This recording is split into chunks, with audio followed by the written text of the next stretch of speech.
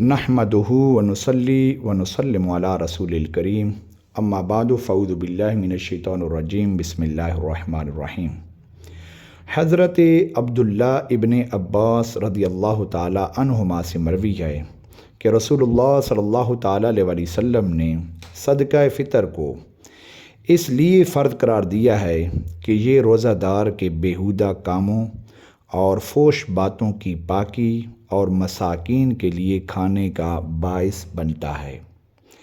याद रहे कि हर आज़ाद मुसलमान जो निसाब का मालिक हो, यानी जिसके पास 7.5 तोले सोना या 52.5 तोले चांदी या 52.5 तोले चांदी की मालियत के बराबर रकम या 52.5 तोले चांदी की मालियत के बराबर माल तिजारत या कोई ऐसा सामान हो जो हाजत असलिया और कर्ज़ के अलावा मौजूद हो, तो ऐसे शख्स पर सदका फ़ितर वाजिब है।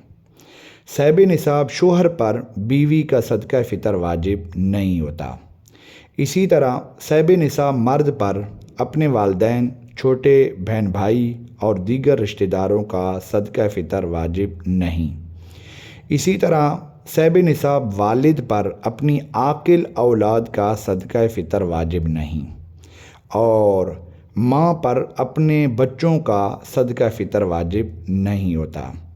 ये याद रहे कि सदका फ़ितर वाजिब होने के लिए आकिल और बालिग होना शर्त नहीं। लिहाजा अगर छोटे बच्चे और पागिल चाहे बालिग हों या नाबालिग साहिब निसाब हों, तो उनका सरपरस्त उनके माल में से सदका फ़ितर अदा करे, और अगर वो साहिब निसाब ना हों तो फिर उनके सरपरस्त पर वाजिब है कि उनकी तरफ से सदका फ़ितर अपने माल में से अदा करे।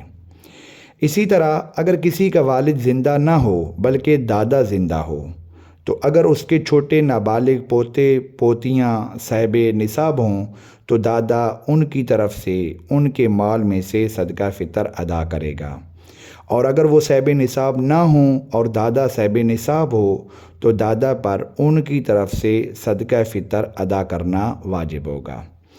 अगर बाप साहिब निसाब ना हो और दादा साहिब निसाब हो और छोटे पोते पोतियाँ भी साहिब निसाब ना हों, तो उनका सदका फ़ितर दादा पर वाजिब होगा। जो बच्चा माँ के पेट में हो उस बच्चा की तरफ से सदका फ़ितर वाजिब नहीं होता। अगर किसी ने रमज़ानुल मुबारक के रोज़े मजबूरी या बग़ैर मजबूरी के ना रखे हों, तो उस पर साहिब निसाब होने की सूरत में सदका फ़ितर वाजिब होगा। जिस शख्स के ज़िम्मे बीवी या बालिग औलाद का नानो नफ़का हो, अगर वो उनकी इजाज़त के बग़ैर ही उनकी तरफ से सदका फ़ितर अदा कर दे तो उनका सदका फ़ितर अदा हो जाएगा। और अगर नानो नफ़का उसके ज़िम्मे ना हो, मसलन बालिग बेटे ने शादी करके अलग घर बसा लिया और वो अपना गुज़र बसर ख़ुद कर रहा है, तो ऐसी सूरत में औलाद की तरफ से बग़ैर इजाज़त सदका फ़ितर दिया तो अदा ना होगा। इसी तरह अगर बीवी ने शोहर की इजाज़त व हुक्म के बग़ैर उसकी तरफ से सदका फ़ितर अदा कर दिया तो शोहर का सदका फ़ितर अदा ना होगा। ईद के दिन जो मेहमान घर पर आएँ तो उनका सदका फ़ितर मेज़बान पर वाजिब नहीं होता, बल्कि अगर वो ख़ुद साहिब निसाब हों तो ख़ुद उन पर ही वाजिब होगा। सदका फ़ितर अदा करने का अफजल वक़्त ईद उल फ़ितर की सुबह सादिक के तुलू होने के बाद से लेकर ईद की नमाज अदा करने से पहले पहले तक है। अगर कोई शख्स ईद उल फ़ितर की सुबह सादिक के तुलू होते ही साहिब निसाब हो तो उस पर सदका फ़ितर वाजिब होता है। अगर कोई सुबह सादिक के तुलू होने के बाद साहिब निसाब हुआ तो उस पर सदका फ़ितर वाजिब नहीं होगा। अगर कोई शख्स रमज़ानुल मुबारक में या ईद उल फ़ितर की चांद रात सदका फ़ितर अदा करे तो भी अदा हो जाएगा। हत्ता कि अगर कोई रमज़ानुल मुबारक से पहले भी सदका फ़ितर अदा करना चाहे तो अदा कर सकता है।